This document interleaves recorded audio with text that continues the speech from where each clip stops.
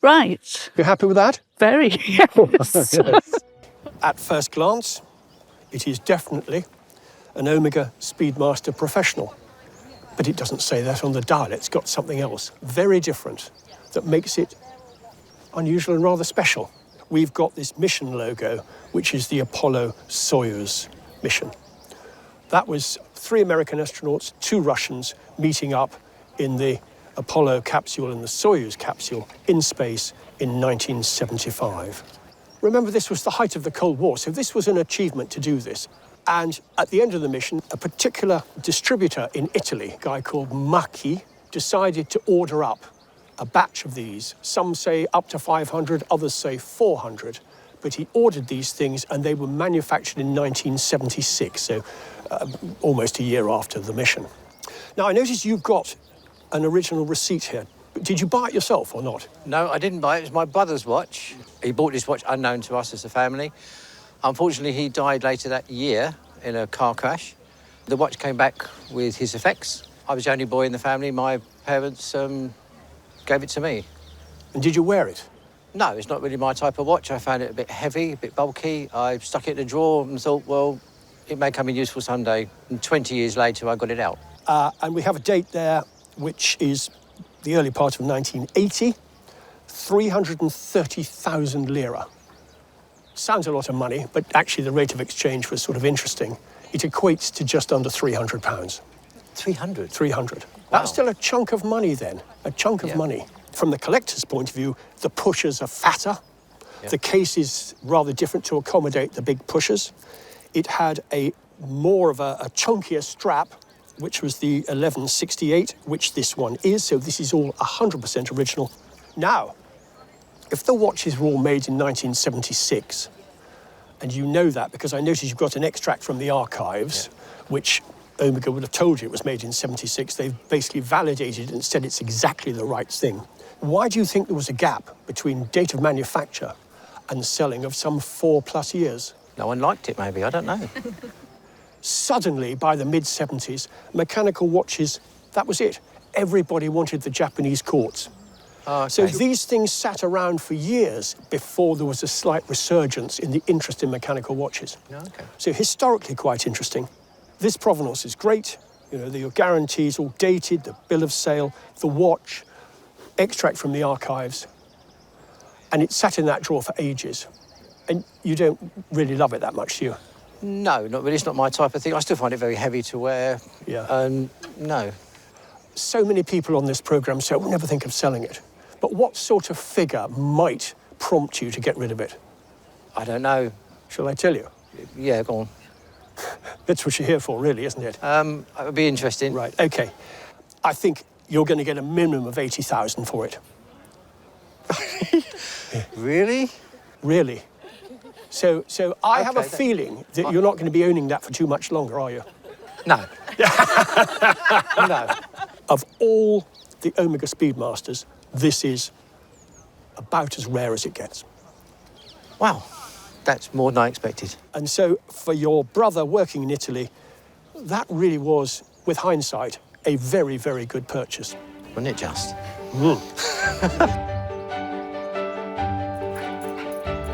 Well, when Richard told me the price, I just went, wow. I mean, it just blew my mind that something as simple as that could be worth so much money to somebody. It's just incredible, absolutely incredible. I was thinking of selling it anyway, but I think that's just pushed it up. Selling it is the best thing. Just got to try and hide it from my 2 sisters now. This really is quite an unusual timepiece. Just tell me briefly the relationship between this and this gentleman here. Well, the gentleman there is my father. He was in the RAF in the Second World War. As a general dog's body, basically, and what have you. But he served in France and Singapore and so on. We came across it, sadly, when he passed away 34 years ago. It's been basically in a drawer ever since. I'm not surprised, really, because it's not the sort of thing you could ever wear, is it? Let's be honest. No. I mean, just putting it to scale, it is significantly bigger than a standard wristwatch. And the size of these lugs are massive. So why do you think the lugs are big?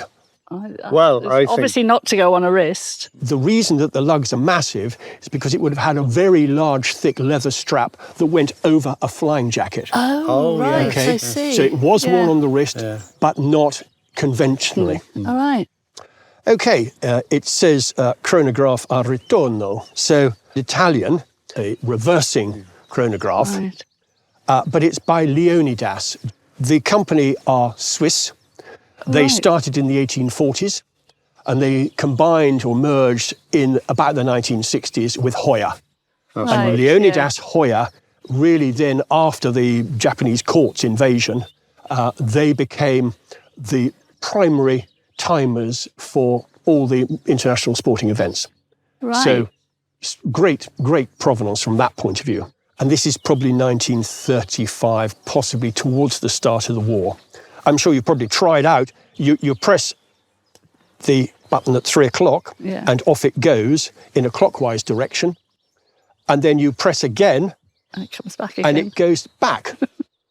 It's an intriguing thing to use. I have to be quite honest, and I never having operated one before, I don't know when you actually started it, when you dropped your bombs, etc., etc.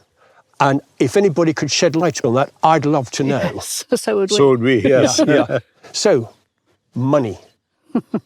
So Yeah. no one's going to wear it on the wrist. No. It's too big, and it doesn't tell the time anyway, so it would be a pointless exercise. So the military collectors will like it, particularly the Italians. Okay? So let's say, realistically, for something like that, £2,500. Right. You happy with that? Very. Yes.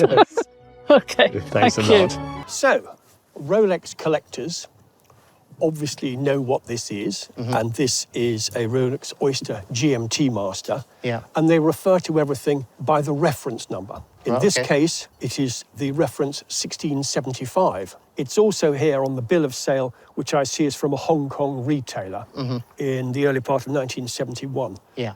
It's obviously not bought by you, so who bought it in 1971? Yeah, it was basically a gift to me dad, and then about 5 years ago he passed it to me for inheritance. He's still alive, but he just thought give it to me to see what I want to do with it, and it's been in a drawer ever since. Well, let me tell you a little bit about the history of these things. Okay. The airline industry in the 40s and 50s were making much longer trips, transatlantic, for instance. Yeah. And pilots used to fly and work on GMT, Greenwich Mean Time. Yeah. Okay? And again, well before your time, you've probably heard of them, Pan Am, Pan American Airways. Yeah. They were in discussion with Rolex in the mid-50s Right. to develop a watch with an extra hand that could be set to GMT. All right. Okay. And this thing was developed to say, really specifically for Pan Am initially Yeah. in 1954. Right. Okay.